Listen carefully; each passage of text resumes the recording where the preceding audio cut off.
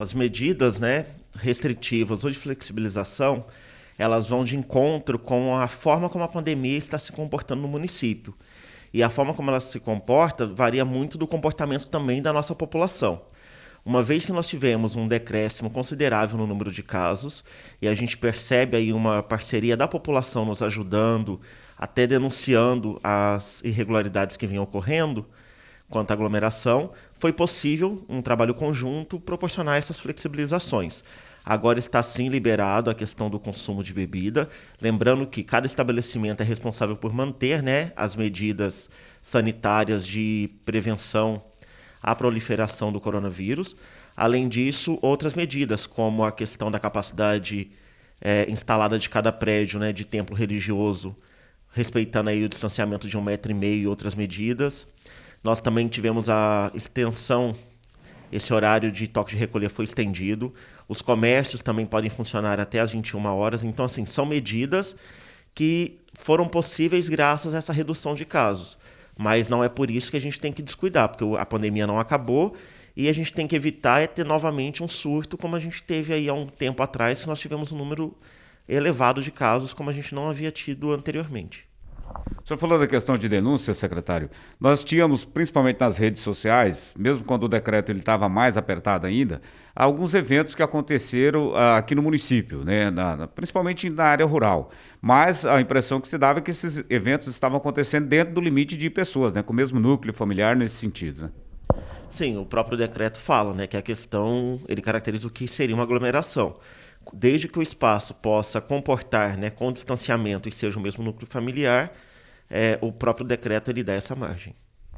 Secretário, nós tivemos também, tirando por base questão de números, né? O ano passado nós fechamos o ano com 4 óbitos e foi um ano que começou a pandemia e tivemos picos muito fortes da doença. E esse ano, em 6 meses, nós tivemos um número elevado de mortes comparado com o ano passado aqui no município de Itiquira.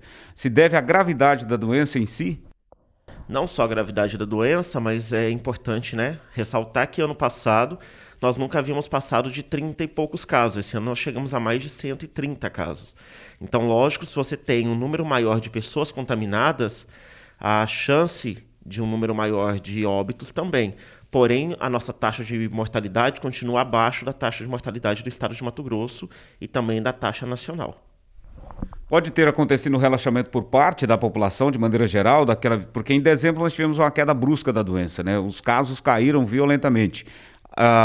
Esse pode ser o reflexo desse relaxamento, de maneira geral?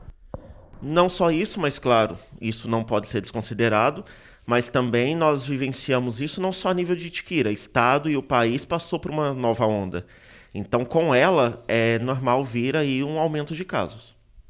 Secretário, nós tivemos a imprensa divulgando na última semana, principalmente, questão de doses vencidas, de vacinas que foram aplicadas no país com doses vencidas. Não é o caso de Itiquira, né?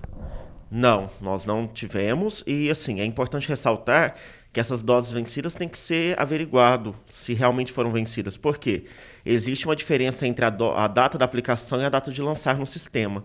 Se há esse atraso, automaticamente, na hora que você lança, pode ser que o aprazamento já apareça como vencida, mas a vacina não foi aplicada com data vencida. Então, assim, é por isso que é importante, né?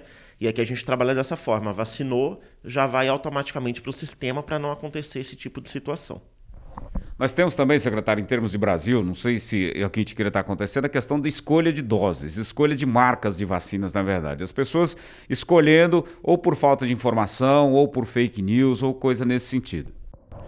Então, a questão de vacina, hoje o país trabalha com 4, né, que é a da Janssen, a AstraZeneca, Coronavac e a Pfizer. Todas elas têm a sua eficácia e, assim, nós sempre tomamos vacina a vida toda sem nem perguntar ao laboratório. E agora nós estamos nessa onda. A gente tem que entender que o que salva é a vacina, independente do laboratório. Então, assim, enquanto você está aí escolhendo a vacina, você está deixando de ser imunizado e correndo o maior risco de estar contaminando com a doença e até vindo a óbito. Então, assim, um apelo para a população, ao invés de ficar escolhendo qual laboratório, se chegou a sua faixa etária, se tem vacina disponível, procura a unidade de saúde e seja imunizado o quanto antes. Questão da dose. Eu tomei, por exemplo, tomo da Coronavac, fico aguardando chegar uma outra marca, porque falaram que a Coronavac, eu vi no WhatsApp que a Coronavac não é tão eficiente contra a outra.